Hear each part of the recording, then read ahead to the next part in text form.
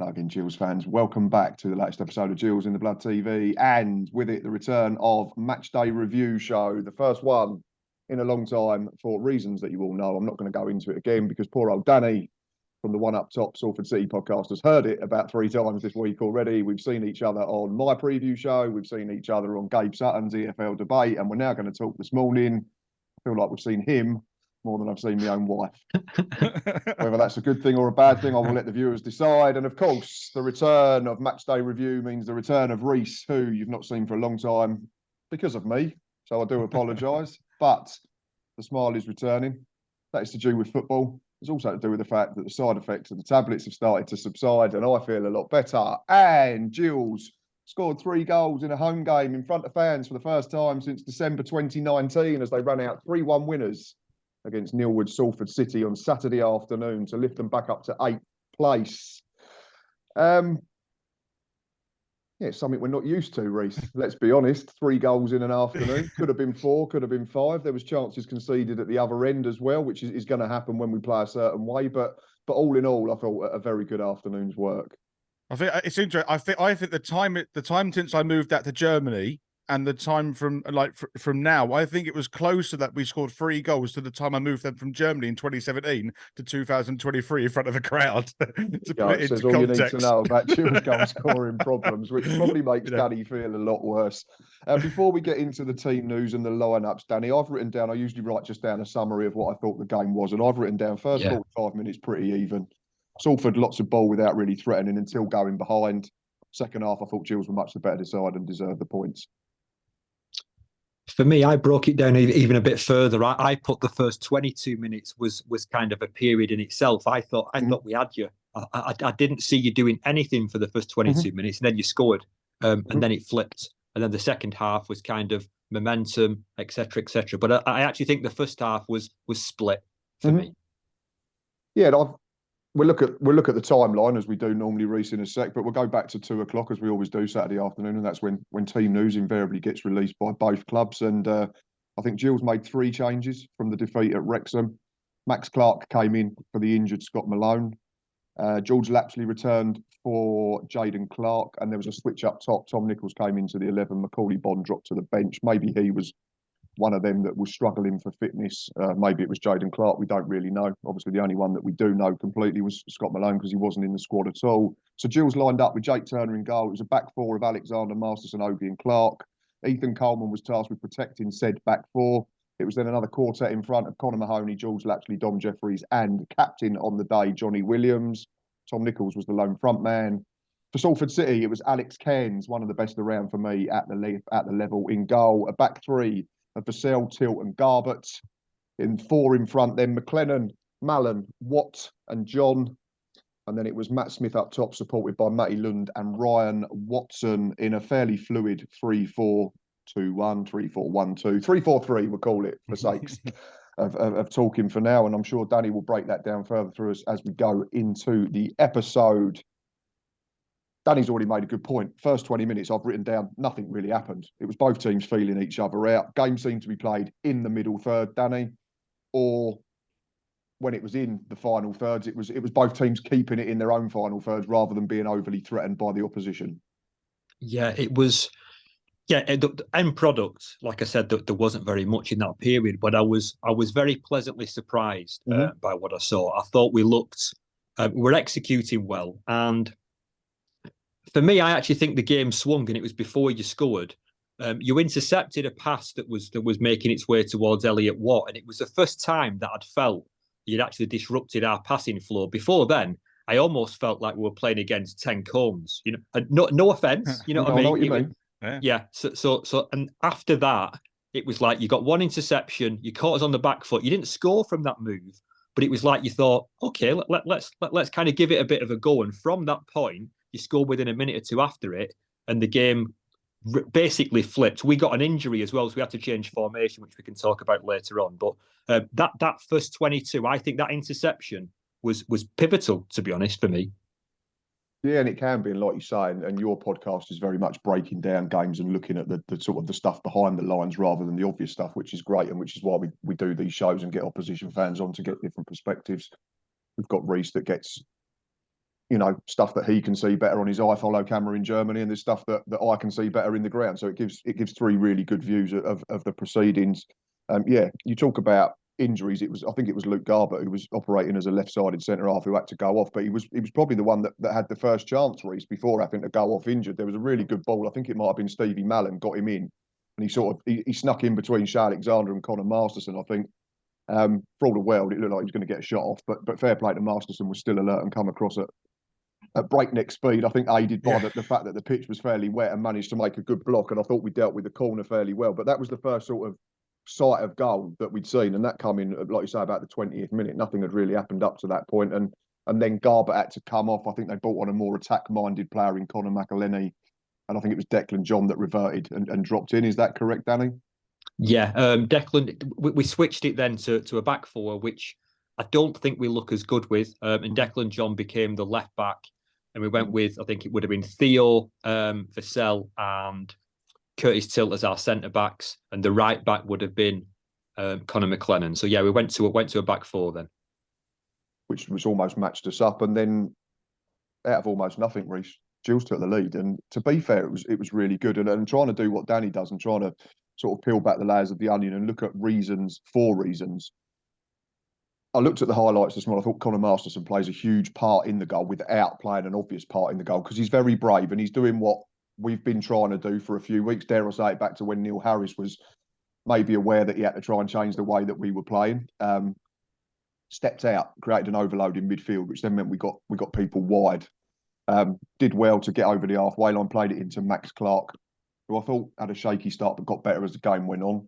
He played a good ball into Johnny Williams, and it was interesting that I thought Johnny Williams almost had like a free roll from the side, which is a little bit different because we played 4-1-4-1 rather than 4-2-3-1. Whereas normally you'd say probably George Lapsley would be the one with the free roll centrally. It meant that Johnny had that license to drift in and just pick up pockets of space, and he did that. I think the ball eventually made its way to Conor Mahoney via a sort of block as Tom Nichols tried to swivel and shoot in the area, and Conor Mahoney's done this a couple of times this season, so you've probably got to put that on Salford a little bit, not doing their homework. We've seen him do it at Swindon a couple of weeks ago. We've seen him do it against Morecambe. The lad doesn't do tap-ins. Little drop of the shoulder, leaves Declan John on his backside, and drills it in the bottom corner. And from out of nowhere, really, in a game that had not seen anything in the way of real chances, Gills led and the crowd were up. I just wanted to say, and also leading up to the goal, that first 25 minutes, it was Salford the majority of the back possession. And one of the most concerning things to me in the offset was that, oh my goodness, we're at home and we're not. Surely we should have more of the ball. It certainly feels that way when you're a home team. You feel like you want the ones that want to dominate the play. But like you said, Dan, like, there was that pivotal moment. I remember the incident. You remember you talk about where he was deflecting the pass, and then it did change, and then Garbutt coming off. It all kind of flipped very suddenly. But also I want to kind of link back to what you said, Matt, about Johnny Williams. The amount of fluidity that he had in that game was very apparent. It was not just that moment; it was quite a lot of the game. It's most of the game actually, because occasionally he was at the other side of the pitch as well. And I think that kind of suits him in that kind of sort of free role play, because he can kind of play to his strengths, and that delivery in the box to Nichols was good. And I've got to give credit to Nichols, because he had to, I was initially frustrated he didn't get the shot away, but actually the pressure that he put to keep the ball alive in the box eventually fall somewhat fortuitously to Mahoney. But then, like you say, when Mahoney gets into those positions, you got to close him down. He feints one side and then puts it on the left hand side, and it was a tidy finish. But yeah, I think it was a very strange transition. It suddenly just flipped on its head, and Gillingham suddenly after that goal, as you would probably talk about, Matt, it changed the game slightly, and we suddenly were on our tails up and suddenly were on the front foot as well. Absolutely, yeah. And for me, it felt like the first 20 minutes against MK Dons, which was Keith Millen's first game in interim charge, where the crowd and the players were just not quite sure of what to do. The atmosphere was, fans weren't sure whether to wait for the players were waiting for the fans, it felt like. And after that, everybody sort of settled down. But Danny, just to come back to you, because I know you like to break these things down, things that Salford can do better in terms of trying to stop that goal, that shot, the phase beforehand. I mean, I think it's good defending the first bit to stop Nichols getting his shot off, and then you can't legislate for where the ball ends up falling. But for me, if I was a Salford fan, and I know I sit here and say quite a lot to Rhys, sometimes you just have to hold your hands up and say it's a good hit. But is there a case to say that Declan John makes it a little bit easy for Conor Mahoney? I've actually Declan John, as a very brief overview, because of his reputation of coming from a higher division from Bolton. A lot of teams have tried to attack us down the opposite side, down the right, because they think, oh, well, Declan John, you know, he's la-di-da-di-da, he's very good. And I've noticed that when people actually go at him, not particularly on that goal, but he makes a bit of slip. But I've seen people go at him and beat him on the outside and put nice crosses in. So I actually think now he's starting to become a bit of a defensive liability. But that's just personal to him. The goal itself is that ball spends a lot of time moving across our back line. You know what I mean? With nobody stepping out and nobody actually kind of trying to take charge of it. And that's something that I saw it a little bit against Peterborough. I've seen it a lot where we look indecisive as to are we supposed to push up? Are we supposed to play deep? And by the time we make a decision, somebody's hit a shot and it's probably gone in. You know, I can't fault. I don't think any of the goals, particularly were Alex Kearns' fault. We're talking mainly about the first one, so it's more defensive organisation and defensive belief that I've got an issue with from Salford's end. Yeah, and it's something that you mentioned clearly in the preview show, and we'll talk about it more at the end of this episode about Salford's frailties defensively that keep coming back to unfortunately bite them on the backside. But yeah, I think there's bits of it that Salford can do better, and I think there's bits of it where you can say that Conor Mahoney does well to shift it, and he's still got plenty to do from the edge of the box. There was a half chance, I think, straight after for Salford City, and I generally thought, and I don't know what you think, Rhys, and Danny as well, you can pitch in, that I thought probably Salford had their best spell of the game after they'd conceded until probably just after half time. I thought after either side of the interval, I thought Salford were the better side. The chance that I'm talking about is the one that Stevie Mallon, I think, lays off to Elliot Watt, and he drills it just wide. And again, it's the type of player that you don't want to be leaving unattended on the edge of the box. And luckily, from our point of view, it drifted wide of the far post and went out for a goal kick. And then, similarly to where our goal came from, I don't know if you two fellas agree, Salford scored almost a little bit out of the blue because it looked like Gills were going to take a stranglehold of the game. But one thing I will say, in almost response to what we've said, Rhys, about Declan John and Salford doing better for our goal, in the sense that the ball's taken a lot of time to travel from our left-back area to the other side of the box, is we didn't learn, because there'd been opportunities for I think Garbutt and John before Garbutt went off injured. I think McLennan the other side to sling balls into our box for Matt Smith, and generally they would either overhit, and Smith was having to either just head it back into an area or we were defending it fairly well. But it was something that we didn't learn from, and we didn't get out to source. And eventually, you knew that if one was on the money, Matt Smith has tortured us for years. Yeah. We don't talk about Matt Smith at Bristol City because I think he scored 7 in one season against us, including 4 in a game in the Johnston's Paint Trophy, as it was then. He's a proper centre forward, isn't he? And I said to someone coming out the ground, this was quite nice. A bloke was talking to me as we got back to the car, and he said, I almost wanted to applaud the Matt Smith goal, but I knew I wasn't allowed because I'm a Gills fan. I said, I know what you mean. I said, because that type of centre forward is probably sort of dying out of the game a little bit. A proper old-fashioned number 9 battering ram, and I mean that in the nicest way to Matt Smith. He knows what his skill set is. He knows what his limitations are. He's not going to run in behind and stretch teams and play on the shoulder. But if you get the ball wide and you get it in at the 6-yard box, Matt Smith is an absolute terror. And it's a brilliant header. You hear it. It's one of them where you just hear it is falling and you think, oh, we're in trouble here. Well, it's funny, isn't it? Because I actually thought, leading up to the goal, I thought we became a little bit complacent because I thought Salford were a little bit wasteful with their deliveries into the box and moving forward in some areas. So I thought actually we probably allowed that cross to come in with a little bit of complacency, and you can't do that because by laws of statistics, one eventually is going to land on Matt Smith's head. He's in the box. I mean, come on, it's going to hit him at some point. And and the goal he scored, I mean, he hit that with some aplomb with his head. A real, like you say, a real centre forward header, a classic one. And I mean, when I was watching it, I was thinking, could Oji done a little bit better? Well, of course he could, but at the same time, I think because the cross came in from deep, it came a bit of pace. I think Oji was slightly off-footed, wasn't quite in the right position.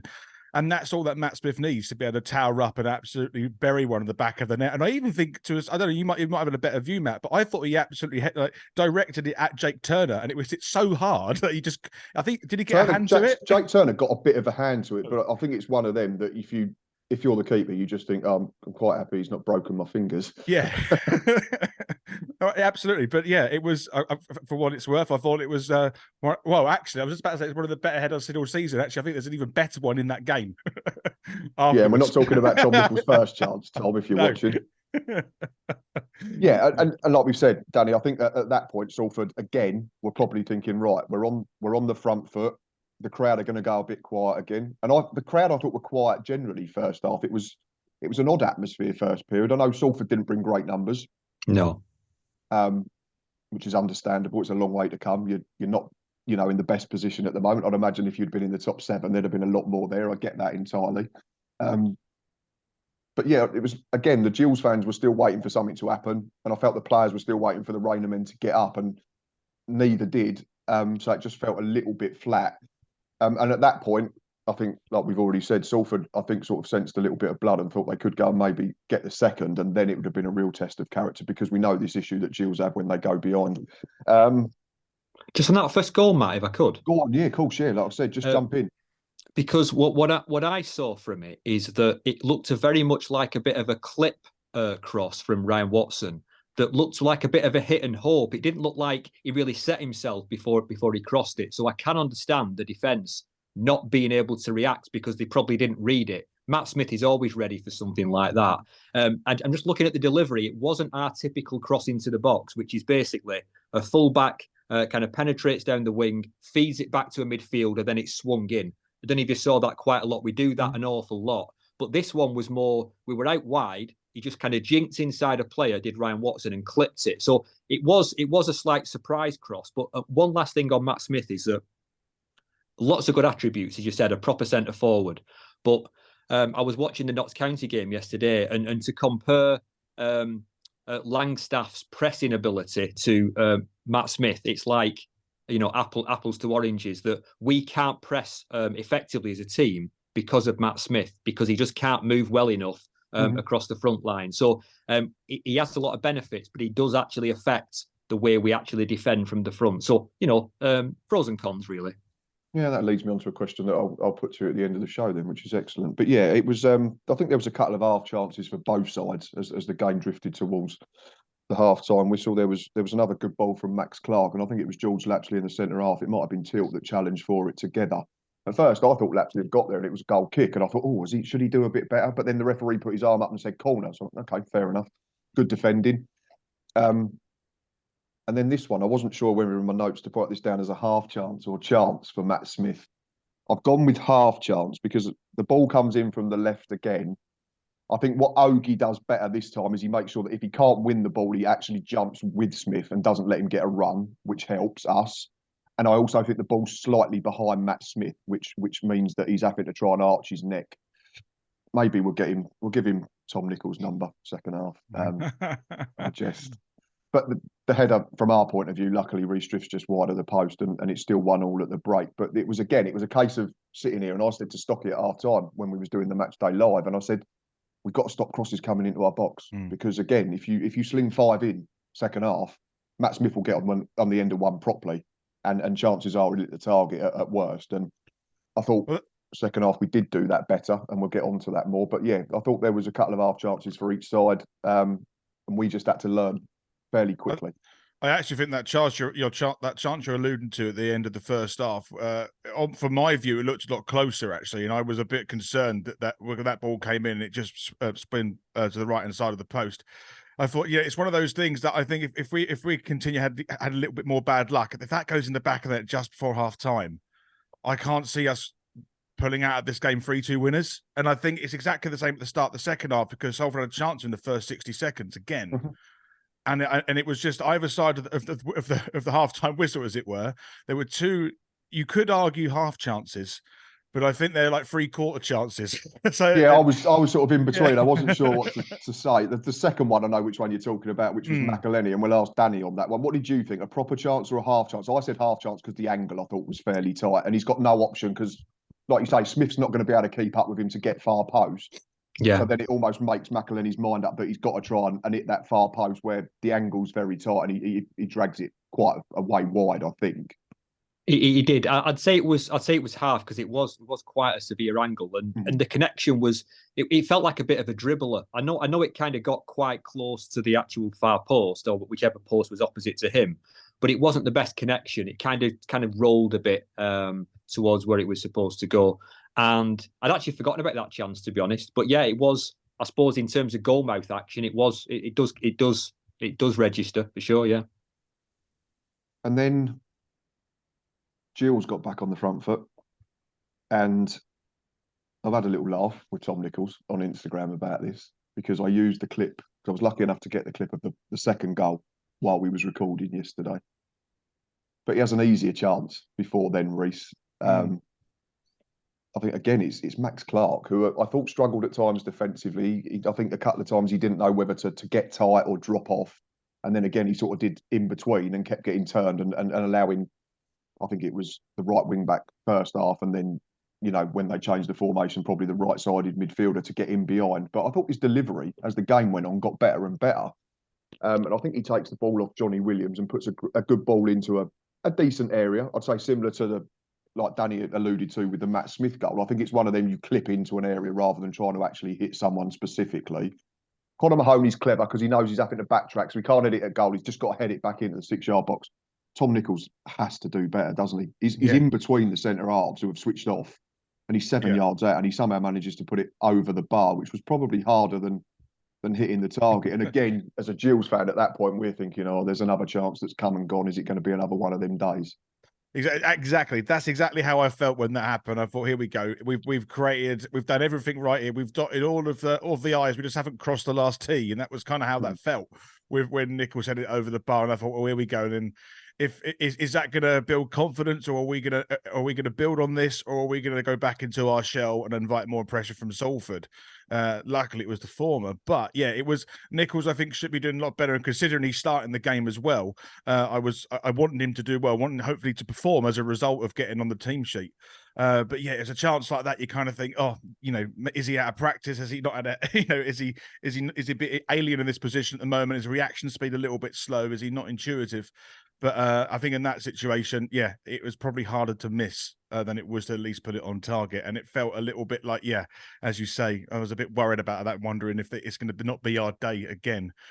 Luckily, it didn't turn out to be the case. But I've got to say, you're absolutely right with Mahoney. He did a really good job to get it back across into the 6-yard box. And the delivery from Clark was also excellent, who I thought grew into the game really, really well. Albeit he had a couple of moments where people were beating him on his outside, which I was worried about. But I thought most of the game he grew into it really, really well. Yeah, I was quite impressed with some of his movement forward actually and getting balls into the box. Yeah, he did. Yeah, and I think that's probably how I summed it up. Was he got better as the game went on, and there are moments, and I think that comes from not playing a lot. And we have to bear in mind that he probably arrived and thought he was going to be first choice left back before Neil Harris persuaded Scott Malone to drop 2 divisions out of the Championship, and he's ended up being, you know, second choice and having to play in the trophy games and B team games and wait impatiently. So it's it'll do him good. Danny, I'm going to come to you because you know all about aerial prowess from centre forwards, watching Matt Smith all season. I just want to ask you, rather than what Salford can do better for the second goal, which came shortly afterwards, and like Rhys has said, it was, from our point of view, it was great that it was the former and we carried on creating chances rather than sort of taking a step back and going, oh, it's not going to be our day again. I'm trying to think who start. Conor Mahoney, again, as another one of them where he's involved in the goal, but not involved in the goal if you just look at a very small clip.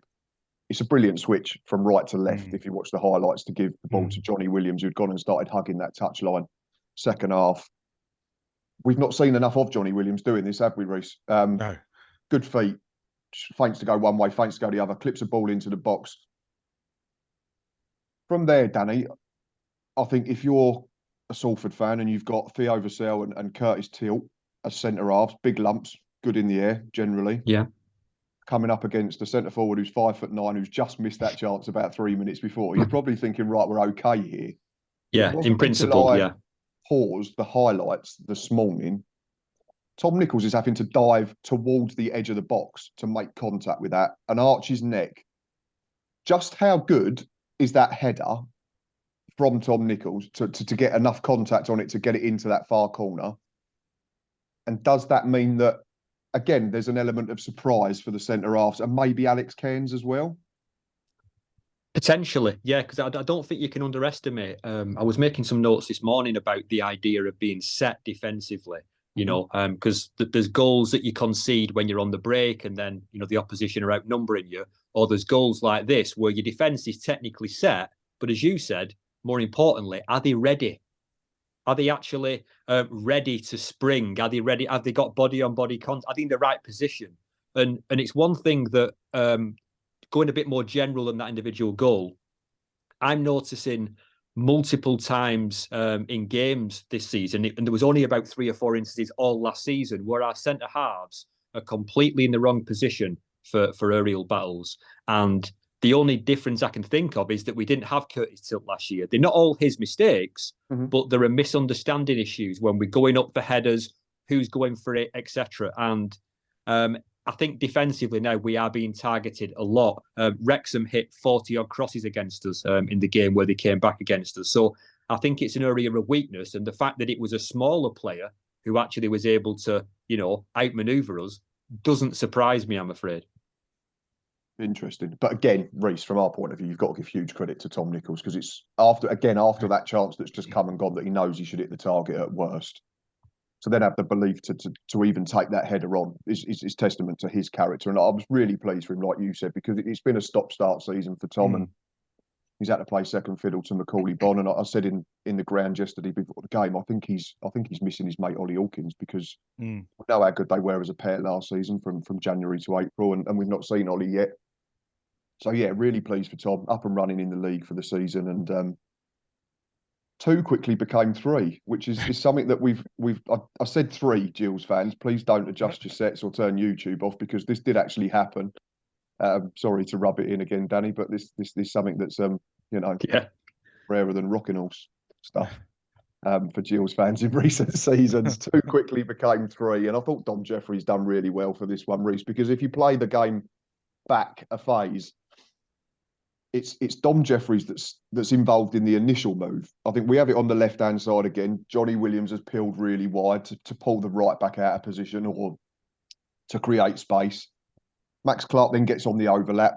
Dom then makes that run from the middle of the park, which we want him to do. It's something he's got to, I think, improve on and work on still if he's going to be a box-to-box, almost like an 8. You know, not to compare because it's a bloke that's a legend in the game. But if you look at the way Frank Lampard, Steven Gerrard used to make them runs, it's if Dom can start getting in that position more often, he's going to score more goals. But it's him that makes the initial cutback, gets to the byline. I think it goes sort of in between players, unfortunately. But he's then alive. He could have just gone, I've misplaced the pass. I'll just get back in position. But he doesn't. He stays alive at the back post. Tom Nichols then has the wherewithal to find Connor Mahoney square. And this is, I think, probably something that we've not seen enough from Gills. And it's really promising that we've seen it in the first week that Stephen Clements has had on the training ground without a Tuesday game to hinder him. You can see Connor Mahoney, what he's doing. It's just, he stops, slows it down, because he knows that Shea Alexander's going to be absolutely galloping up on his outside to create the overload. I think from there, Shea plays a brilliant ball to the back post. I think if you fizz that, it's difficult to score because I think it hits a defender or it can go anywhere. He knows that Dom Jeffries is at the far post and he can get the ball to him fairly comfortably, which he does. He executes it brilliantly. Again, I messaged Dom last night and I said, you've kept that leap quiet because the picture on Twitter that Gills have put out, he's miles up. He's high. Again, sorry to keep putting pressure on Dom and comparing him to the greats of the game, but his hang time is Cristiano Ronaldo-esque. And I'm not sure that I've ever done an episode where I've compared the same Gillingham player to Frank Lampard and Cristiano Ronaldo in the same phase. So this is another rarity for us. It's a really good goal. And again, it's the player I'm really pleased for. And it's a pinnacle moment within this build-up, which I think could easily be overlooked, and it's the Mahoney moment. So he receives the ball, and like you say, he slows it down, and I could link it back potentially to the first goal of the game where he scored, because 2 Salford defenders close him down, expecting him to cut on the inside and maybe go for the top left-hand corner. Just drags enough players out of the box so that Alexander can run down that right-hand side so he can deliver that ball. And it's just that moment, you know, it's not because a lot of players like Mahoney, you've got one goal. Well, if I cut inside, I'm confident I might get another, and the chance goes amiss. But he played with his head and he played the percentages, and then he went down the right hand side. Drew two players. Alexander was there, and the cross was brilliant. He dinked it in to the back post, and like you say, Jeffries, yeah, he nearly jumped over the crossbar. It was quite a leap, but it was just a lovely piece of movement, and I've you know. That sort of pressure going into the 18-yard box, I think we've missed a lot this season, and we actually had an end product for it as well. You know, and that again, what we've been missing all season. We have an end product to a really good passage of play, which isn't words that come out of Gillingham supporters' mouths too often, I have to say. No, and again, the word that I'd use would be clinical again. I'm sorry to continually annoy Danny throughout the episode, but 5 shots on target and 3 goals scored, so that's 60% ratio is something that we've not seen in a long time, and it was great to see. 2 headers as well, probably from players that there's always this running joke amongst Gills fans, isn't there, that everyone was having a bet on Tom Nichols to score a header when he first arrived, and it's not happened for ages. So a lot of people would have probably been happy yesterday if they were on that. Certainly after seeing him miss the first one. But Danny, I want to give credit to Salford because they could have just gone, game's got here, but they didn't. They tried to stand front foot and they tried to get back in it. And I think if they got to 3-2, I think the crowd would have got nervous again, and we'd have probably dropped a little bit deeper, so, which is what happens. That's human nature in games of that nature if you're hanging on to a 1-goal lead. And there was a chance. I think Matt Smith, who's not probably a player that's renowned for escaping one-on-one and bearing down on goal. Yeah. At the time, in the ground, because I was having a chat with someone on Twitter Saturday evening, and we was talking about how many saves Jake Turner had made, and I said, "Oh no, I don't remember him." I said, "I remember him making the one from at the end and then falling on the rebound." And then someone pointed out and said, "No, what about the one-on-one from Smith?" And I went and watched the highlights. In the ground, it looked like Smith had just dragged it, and it had ended up like almost going out for a throw-in. But fair play to Jake Turner. It's a really good stop. He's out quick, I think, and Smith's trying to lift it over him. And I think it's like a combination of sort of Jake's shoulder and his chin, and manages to keep the ball out, because that would have made it for a completely different sort of 20 minutes or so if could have been 3-2 straight away. But what did you make of Salford's response, having conceded twice in 8 minutes? Well, no, I'm glad we've got a little chance on this, because it's I think as soon as you went 3-1 up, I thought I wasn't pleased, but I thought we used to being 3-1 down, because we were 3-1 down on Tuesday against. Oh yeah, you were, yeah. You know what I mean? So I thought when we feel like we're out of the game, we actually think let's just play then, and when we actually sometimes play a lot better. So I wasn't absolutely gutted that we were 2 goals down. That particular chance, the unfortunate part is the part of Matt Smith's body that he had to use for the chance. It was his feet, not his head. So it's a different, you know, he's when I watch him in warm-ups at the Peninsula, he's especially bad trying to hit a volley on a bouncing ball. He even against the sub keeper when they're warming up before the game starts, really bad connection.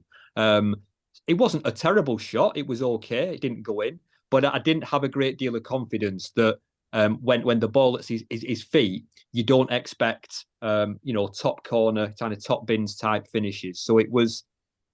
Yeah, it was a shame it was him, because if it was someone like a Callum Hendry, who's sadly injured, or even Conor McElhenney, who is actually the best finisher we've got, even though he's not currently playing from the start of games, it could have been a different story. But it was Matt Smith, it was a decent save. But I actually thought if we're going to talk about the next chance with Kelly and Mai at some point, I think that was even better. I think we should have at least got something out of that, because we had 2 stabs at it. I think we had 2 of them who tried to put that in, and that was pretty gutting to at least not get another goal, because to get one of our academy products to get a goal, he scored once this season for us, Kelly and Mai. For him to get another, at least he might stick around in the starting lineup a bit more, because Neil Wood doesn't like to play young players too often, because I think he thinks they're error prone.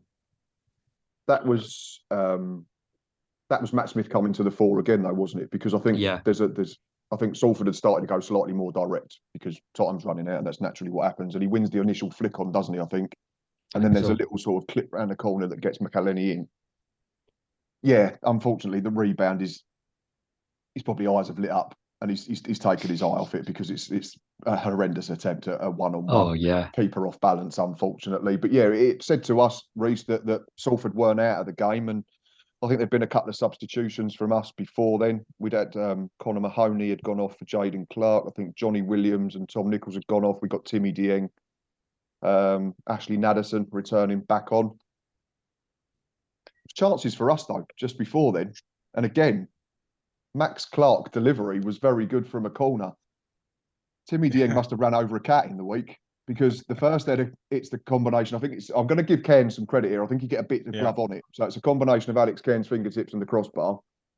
So Timmy Dieng's probably thinking, okay, but I'm still alert. And now I've got 3 yards between me and the back of the net, and the keeper's out of position. Thuds it into the chest of the defender on the line. Yeah. And probably thinks, right, okay, it's not going to be my day in terms of goal scoring. But again, it was pleasing that Gills were being positive with their substitution. And this isn't, I'm not sitting here and having a dig at Neil Harris, because everyone knows my thoughts on Neil Harris. I'm still, and Danny have vouched for me as well, I'm still not sure why it came when it came, but it has, and we have to move on, and we have. But I thought Stephen Clements was brave. You're 2-1 up, you're 3-1 up. You're not putting on another centre half. You're bringing on Ashley Naderson, Macaulay Bonne, Jaden Clark. You're still going to try and get the 4th and the 5th goal, which I thought was really refreshing. And with a bit more luck, we probably would have done. Again, it leaves you probably more open going that way, which it did. But it makes for certainly more an entertaining afternoon, even if the ticker's going to struggle a bit more throughout the season as a 1-0 wins that we were used to at the start of the campaign. I thought it was a measured risk, though. I think it was a good risk to take, considering that with 2 goals come to the good, and we were looking relatively positive. And actually, it's one of those things that Gills fans have been yearning for a while now, is when we're in a positive position, why aren't we going it to try and really put the game to bed? So I think it was a measured risk that kind of nearly paid off with an extra goal as well. And I think that's an important part to take. So that's, I hear lots of Gills, I'm in your camp for Harris as well, Matt, but no, it was often that we would go 1-0 up and then try and defend that lead for most of the game, hence why we had such a low conceded goals against us. But it was just really refreshing to see Gills like really go for it, positive substitution. Let's get a 4th, and yeah, it was exciting to say the least. But yeah, it's again, but Salford, as we said, did create opportunities themselves. It does open itself up to be a very potentially high scoring, flowing game. But I think it was a measured risk. We're in a good position to do it, and ultimately it has paid off. Yeah, and I think there was 7 minutes injury time, wasn't there? And then the chance that Danny's already referenced for McElhenney, and then the young lad Namai, I think is how you pronounce it. I think I've written it down wrong. That was at 90 plus 2. So if that goes in, it's suddenly a very nervous 5 minutes. But luckily, I think that was at the point, at the same time as when the Tom Nichols first header, we was like, oh, here we go again. I think when Namai scuffed that rebound shot straight into the midriff of Jake Turner, I went, it's going to be our day. And the final whistle blew a few minutes later without any real alarms. I think Stevie Mallon smashed one into the Brian Moore stand behind the goal off balance, but that was it. Gills had won. Gills had won well. It was a slightly different performance. I'm not saying it's completely changed. There was still things that we need to improve on and tweak, and I think that's the same for every team up and down the country at this level, and that's the nature of League Two. But there were certainly positive signs, and I've got a couple of questions I want to put to each of you, and I'm going to come to you first, Danny. And I've written down same old issues for Salford defensively, unfortunately, continue to be your Achilles heel. Yeah, and it's one of those situations where I remember years ago, I mean, I wouldn't say we're the most potent attacking team in the world, but I was almost thinking about Kevin Keegan's Newcastle team. You can remember them, an absolutely brilliant team going forward. And eventually they had to bring in Mark Lawrence as a specialist defensive coach. And I actually think we need something to organise, not just the back 4 or back 5, to organise us defensively, because despite the interviews that Neil Wood had pre-season saying we want to work on our defensive record and make it better. In my last podcast, I highlighted that in the same number of games, we've conceded almost twice as many goals as last season at the same time, which is shocking. We had a very good start to last season. And it's something I just wanted to say that, in fact, it's a question to yourself. Is this Clemens' first head coach manager job? Yes. Okay. And I just wanted to say this because last season was Neil Wood's first time.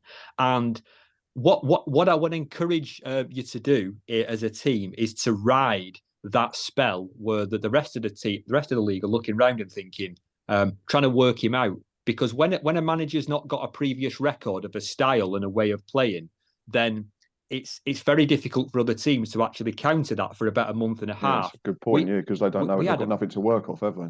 Exactly. We had a brilliant spell at the start of last season, which kind of helped us ride a lot of our streaks, dips and highs last season. So I do think that's one point. The second point is about the fact that looking good and looking impressive when a new manager's only had a few training sessions with a team, as we had last season, development and progress wasn't linear. It wasn't incremental week by week. It was sometimes looking really good, and then it became very inconsistent. So even though it might look like it's coming together now, I'm not trying to be a naysayer, but from our perspective, even a year and a half after bringing him in, it still doesn't feel like Neil Wood's plan is out there on the pitch for us all to enjoy. So it might be a bit of a hard slog long term to actually see what that vision is. It's an interesting point, like you say, because there's no reference point for opposition managers and coaches to go off, is there, Rhys? So I'm going to come to you now. I think we briefly spoke about this when we was messaging last night on Twitter or X or whatever it's called. Second half, best 45 minutes of the season? Yeah, I think so. I think. I mean, in the sense that we learned how to counter Matt Smith. We was a lot better at dealing with him. I think we've probably given up 2 proper chances, which I think is standard League Two. If you're doing that, you're going to give yourself a chance if you're creating the other end. But we created loads, like scored 2, could have had 2 or another couple as well. I think it's one of those. The second half, it really felt like everyone on the pitch went, "We can do this. We can keep going. We can keep applying pressure. We can do it." I felt that. We've said that for 18 months, haven't we? Yeah, we've said that for 18 months. We've gone, oh, if we do play a game and we go and score 2 or 3 and we look good, the players, there'll be a light bulb moment. But we've been saying it for far too long. So hopefully now it is something that consistently starts happening more regularly. It's like, and I think it is a credit to the players. They probably just unearthed again or remembered that they can play this way and go, oh, we can do this. We can pass the ball around. We can go and get a third. We can try and get a fourth, rather than going, oh, we've got a second. We're 2-1 up. We might have to just sit off a little bit, which seems to be the default, which a lot of our squad have kind of gone into when we go 1 ahead. And it was that 45 minutes kind of did make that happen. The light bulb went on, and it was like, right, we're going to keep the pressure up. We're going to keep going. And it was, in that perspective, the mentality was really positive for that 45 minutes. And that's really important because that mentality hasn't been in a lot of those 45 minutes previous. So I think that mentality mixed with everyone collaboratively playing together just worked really nicely. And I thought it was, a really good 45 minutes and probably the best of the season so far. Yeah, because the old saying, best form of defence is attack. And I think the tendency for us before is go 2-1 up and then bring on an extra centre half, sacrifice a centre forward and bring on another holding. We have to remember Keith Millen's first game in interim charge against MK Dons, don't we? Where we made the joke, didn't we? Where I think we ended up with 4 fullbacks, 3 centre halves, 2 defensive midfielders on the pitch and a centre forward that was about 65 miles away from anyone else for the final 20 minutes. Danny, I want to ask you about Gills. I know it's a very small segment that you can go on, but from what you saw on Saturday, what did you make of us? And in terms of the squad, the style, and what we can maybe achieve now moving forward? Because I think for Gills fans, it almost felt like a sense of the season started Saturday afternoon again for Gillingham. Yeah. What did I make of it? I mean, so I've already said that I think for the first 22 minutes, I thought you were flat, and I thought you were basically like walking traffic cones. I've said that. I'll get it in again. I'll have to get a dig back at some point. Yeah. So I'm gonna stick with that. And then I personally think, and this is where like the game state and the actual who scores first and when they score becomes tremendously important. That I felt we had the better plan. And I do feel that pre-game, Neil Wood seems to work out the opposition and get us to have those initial positive spells. But we don't tend to capitalise it enough by scoring. And once we didn't, then it always leaves the opportunity for you to kind of puff yourself up with confidence, which is exactly what happened. And from that point, I thought you looked very good. I thought your actual, I could see possession-wise that is going to be your dominant theme. And I think potentially at times we could have caught you on the break, but until we actually brought McElhenney on and until we brought Unmai on, we have zero pace up front. Matt Smith, no pace. Our 4 central midfielders who were playing alongside the wing backs, zero pace. A lot of technique, but zero pace. So I think it'll be interesting to watch your identity shift from being almost like a Barrow, from the sound of it, a very well organised team who are looking to edge a result, to something a bit more adventurous. But there's a lot of teams who've got a little bit greedy over the years, not just in our league, who've wanted just to make it a bit more beautiful and have ended up becoming worse than when they started. So it's just a note of caution. But I was impressed by what I saw. And I'm not going to say we allowed it. You actually dominated major portions of the game, especially in the second 45, if not the whole 45 in the second half. And Rhys, I'm going to come to you and flip it on its head. And I want to ask you about Salford City, because we said first half that there was a theme, and that was Salford get it wide, they fling it into the box, and Matt Smith becomes a huge threat. But second half, we didn't allow that to happen so much. So perhaps my question to you is, does Neil Wood need to find different ways to play? Because we had this at the start of the season with Stockport, didn't we, when they had no Carl Wootton and they kept trying to play the same way, and they was trying to use Nick Powell as a false 9, and it didn't work. And they adjusted, and are now in the midst of a ridiculous run. I think 12 consecutive wins in the league. So do Salford and Neil Wood need to find more strings to the proverbial bow and arrow to find different ways to win football matches if you can nullify the threat of Smith? It's an interesting one, isn't it? Because I'm not everyone always has that cliche. He hasn't got a plan B. Hasn't got a plan B. I'm convinced managers have plan B, C, D, E, F. Like, I'm convinced of that. Like, of course they do. But it's how effective are those plans moving forward, and how quickly do you go through those plans based on what's happened on the pitch and how dynamic is your team. It's very clear that Matt Smith is the pivotal role up front for Salford, and that is the way in which Salford are currently playing, trying to hit him. And it worked once yesterday, nearly happened a couple of times. And I think if you continue to play that way, I think Matt Smith's going to continue to bang in the goals. I think there was a statistic at one point where Matt Smith had scored exactly the same amount of goals that Gillingham has scored all season. So, it is a key player up in that central role. But yeah, it's that once Matt Smith has been nullified and opposition teams have found a way to deal with that, it's how effective are the plans after that. And I thought it's interesting, that first 22 minutes that Salford had, that flowing movement, that slow build-up play, I thought, I don't know what your opinion is, Danny, on that, but I sometimes quite like that play. I think it can be very frustrating to watch, but very frustrating for opposition's players as well, because they're not quite sure whether they should press, not press. But I thought maybe that's another way in which Salford are trying to play, to find alternate ways to get the ball into the box to create more dynamic or different opportunities.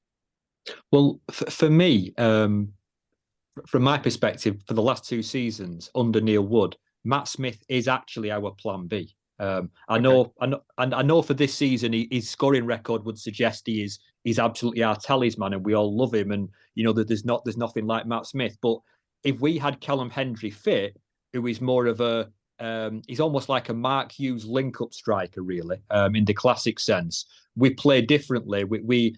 It's a lot more on the deck, and there's a lot less crosses. And so for me, I actually think that it is nice. We're so used now to seeing the passing style that it's almost a given. We're not in awe of it anymore.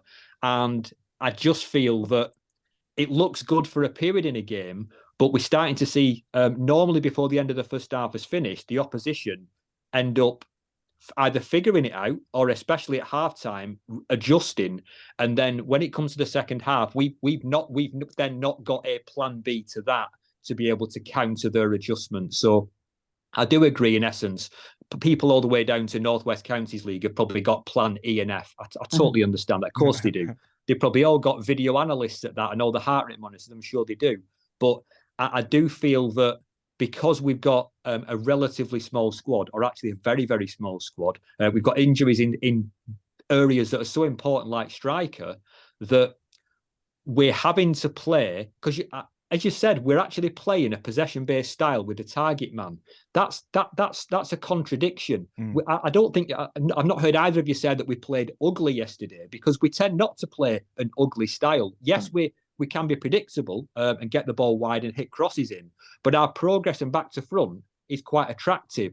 And if only we had a mobile, less bulky replica of Matt Smith, I suppose everyone would want that. Then we would play differently and how the manager actually wants us to. So we're already making sacrifices because of the players we've got. Yeah, and I think the stats back that up, that you're a possession-based side. If I'm looking at it on the app that I use, 526 attempted by Salford, and you completed 456, which is 87%. You actually attempted less long balls than Gills, which is interesting for those that think we're going to completely change the way we play. We attempted 69 and you attempted 60. Crosses into the box was an interesting one, and ours was actually a lot more successful. We completed 8 out of 20 at 40%, and you completed 9 out of 27 at 33%, which is interesting, given the fact that there's probably about a foot difference between your number 9 and our number 9 yesterday. But yeah, some interesting caveats, like always, and it's been great to have you on, Danny, and delve a little deeper into the reasons why the game went as it did, and that's the reason we do it, like I've already said. One last point, Rhys, just for you, because I know you've not been here for a few weeks. I thought the referee was quite good again. Do you know what, right? I was waiting for you to say that. I generally thought he was decent. I thought there was 3 yellow cards. I thought we're all, do you know what, right? No issue with, really. I tell you what, I genuinely did notice him yesterday. Genuinely, it wasn't on my radar in the slightest. And isn't that the criteria for a solid referee performance? Generally, yeah, exactly that. If you don't see him too much and he's not jumping around being centre of attention, then he's doing all right. I think there was 3 bookings in the game: Max Clark and Tom Nichols for us, and Stevie Mallon for. I thought the Nichols one was probably a tad harsh, but at the same that merit. Was going to be the only one I was going to say I thought I slightly disagreed with. But aside from that, I thought he was really good. I mean, I'd probably be sitting here if we'd lost 3-1. I was probably saying he's the worst official I've ever seen in my life. But no, I'm still very glad that we're not having to deal with what they have to deal with up in the glitz and glamour of the Premier League. Yeah, I totally horrible agree. VAR and all that sort of nonsense. Danny, I'll just come to you quickly before we wrap this up. Thoughts on the official? I again, exactly as you said, I forgot about them. The fact that Curtis Tilt didn't get booked for once was a surprise, because he loves throwing his weight around. I'm sure he did something untoward to somebody at some point. Was that the Johnny Williams one? Johnny Williams got a whack in the face second half off the ball, and but I wasn't really sort of paying enough attention to see who did it, but I remember seeing it happen. It's almost like when you're walking down the street and someone says hello to you, and you don't really notice who it was saying hello until you've gone past. I noticed it happened, but I couldn't tell you who it was. But it didn't look great. But then I can't moan about VAR if and then say that we should go back and have another look. So it's his style. It sounds like Tilt. So yeah, let's go with that. We'll just assume, and we'll have him hung, drawn, and quartered and guilty without any sort of judge or jury. Gents, it's great to be back. It's great to be back from our point of view, Rhys, talking about a win. Danny, I'm going to make no apology for that, unfortunately. Thank you for coming on. Like I say, it feels like a pleasure. Thank you. With you, and we're going to spend some more time together shortly as I come and talk to you on your podcast. Rhys, I know unfortunately you can't join us for that one as you've got to shoot out. Unfortunately not, sorry. It's been really no problem. It's been a really good 45, 50 minutes looking back at what was a first 3 points in the league for Stephen Clements as his era gets up and running. We will be back later in the week for a match preview as we look forward to Tranmere next Saturday, which myself and Ava are attending.